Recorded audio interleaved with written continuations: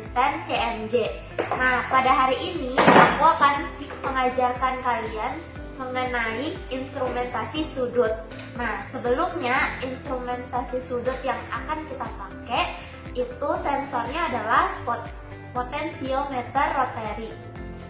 Nah, bisa nggak sih kira-kira kalau misalkan potensiometernya itu kita ganti dengan tipe lain, tipe slider ataupun trimmer. Nah, kalau untuk tipe slider itu tidak bisa. Kenapa? Karena dia bergerak secara linear. Sedangkan kalau sudut kita perlu yang diputar. Nah, untuk trimmer itu bisa, tapi karena ukurannya terlalu kecil, jadi kemungkinan untuk diaplikasikan itu sangat sulit. Nah, sekarang kita mau masuk nih ke bagian instrumentasi. Kalau secara lengkap, instrumentasi itu terdiri dari sensor, pengondisi sinyal, pemproses sinyal, dan display.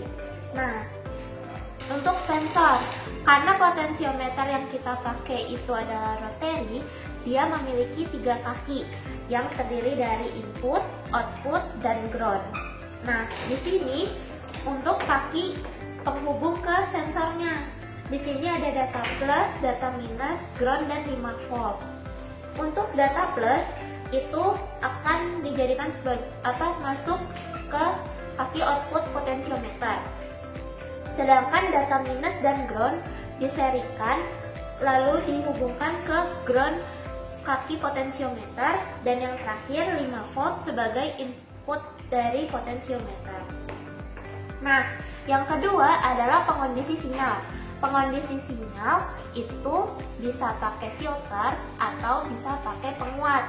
Nah, karena di modul ini kita menggunakan potensiometer yang memiliki output sangat besar, maka kita tidak perlu lagi menggunakan penguat. Yang kita perlukan adalah filter.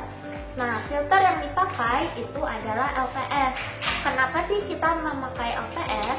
Karena sumber yang kita pakai adalah arus DC, sehingga sangat kecil keluarannya untuk frekuensinya. Nah, untuk rangkaiannya seperti ini. Untuk LPF aktif kita menggunakan op-amp non-inverting, di mana karena kita tidak menggunakan penguatan, tapi karena menggunakan LPF aktif tetap harus menggunakan op-amp. Tapi di sini untuk membuktikan bahwa kita tidak menggunakan penguat adalah penguatannya hanya 1 kali, di mana 100 dibagi 100 adalah 1. Nah, untuk mencari frekuensi cut off itu kita bisa mencari dengan menggunakan R 2,7 kilo ohm dan C 1 mikrofarad. Nah, selanjutnya adalah pemproses sinyal. Di pemproses sinyal itu akan dilakukan di Arduino. Nah, di Arduino akan dilakukan yang namanya analog digital converter. Kenapa diperlukan ADC dalam prosesnya? Karena di microcontroller tidak dapat mengolah data analog, maka data analog dari sensor harus kita ubah menjadi digital. Nah, untuk prosesnya, ingat ya, kalau misalkan di Arduino itu ada void setup dan void loop. Kalau void setup hanya dilakukan 1 kali, sedangkan di utamanya adalah di void loop yang dilakukan secara berulang-ulang. Dimana di sini kita memiliki ADC underscore new sama dengan 0, kemudian dilakukan perulangan dengan memiliki batas 100.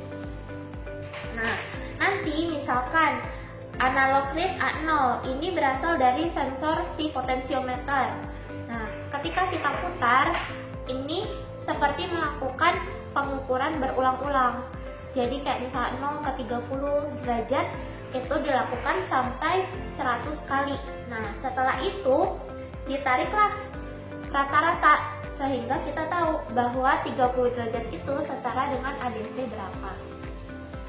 Kemudian akan dilakukan yang namanya konversi, di mana konversi ini didapatkan M dan B dari proses regresi linear dari aplikasi Origin ataupun Excel. Jadi hal pertama yang akan kita lakukan nanti adalah merangkai, kemudian kita mengkalibrasi.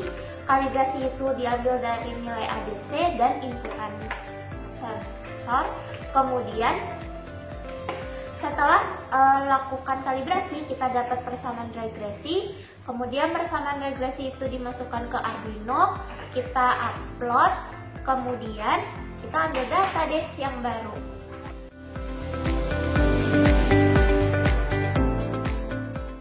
Nah, alat dan bahan yang kita butuhkan, yang pertama pastinya adalah sensor.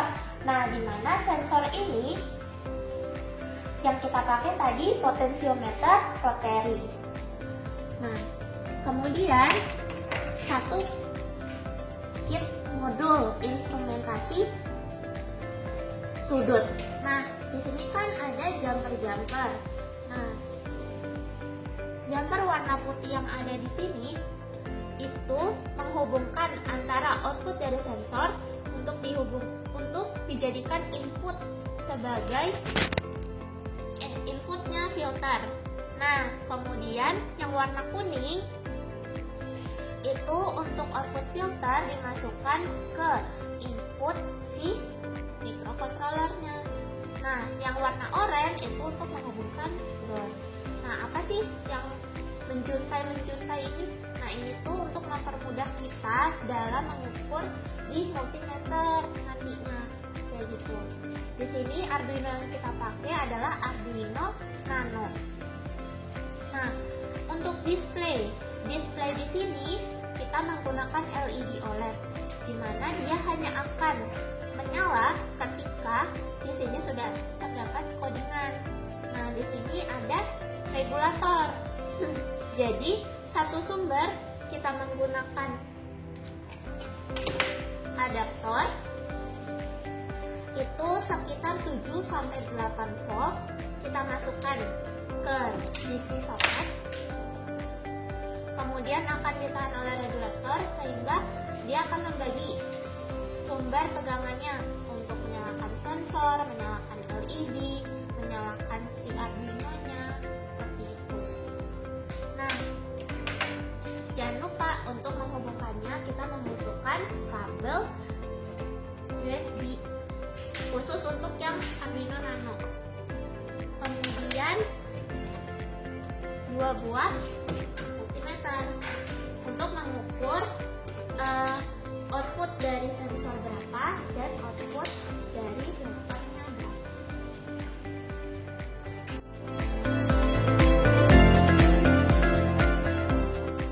Sekarang untuk pengambilan datanya, kita colokkan dulu sensornya ke kit. Kemudian setelah itu kita colok juga yang kabel USB-nya ke si Arduino, nanti ini dikonekkan ke laptop. Kemudian yang jumper menjuntai ini kita tinggal sambungin ke kaki positif, yang merah, yang ini ke groundnya. Nah, tapi jangan lupa juga untuk colok si power supply DC ke sini, terus colok ke DC port. Nah, terus nanti kita mulai deh putar potensionya dari 30 derajat dengan resolusi 30 atau 45. Nah, selanjutnya silakan kalian mengolah datanya sendiri dengan menggunakan Origin atau Excel untuk mendapatkan rumus persamaan regresi liniernya. Cukup sekian, terima kasih.